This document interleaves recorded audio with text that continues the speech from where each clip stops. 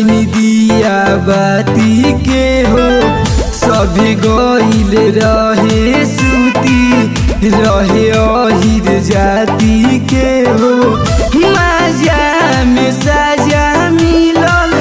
लागल सरदिया भौजी जादू जी के दिहल हदर दिया भौजी छापी दहर दिया भौजी जादू जी के दिहल हदर दिया भौजी छापी दहर दिया भौजी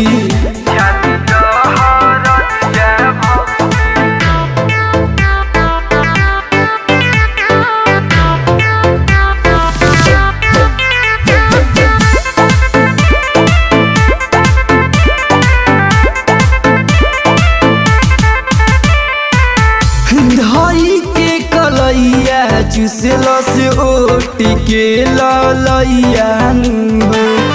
हिलल पलंगिया राते सुना टूटे करी हैया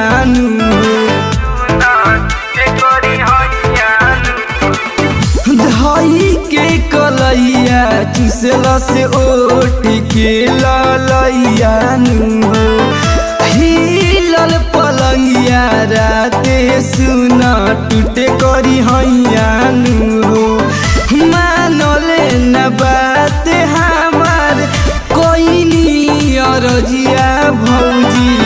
जादू जी के दिहल हदर दिया भौजी छापी दहर दिया भौजी जादू जी के दिहल हदर दिया भौजी छापी दहर दिया भौजी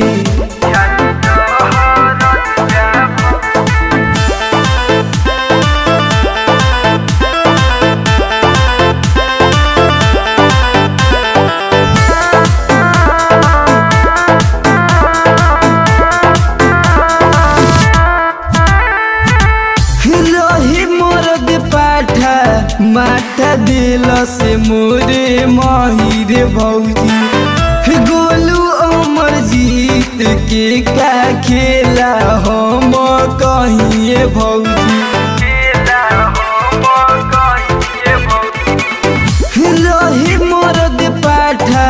माथा दिल से मोरे माहिर भौजी गोलू अमर जीत के का खेला हम कहिए भौजी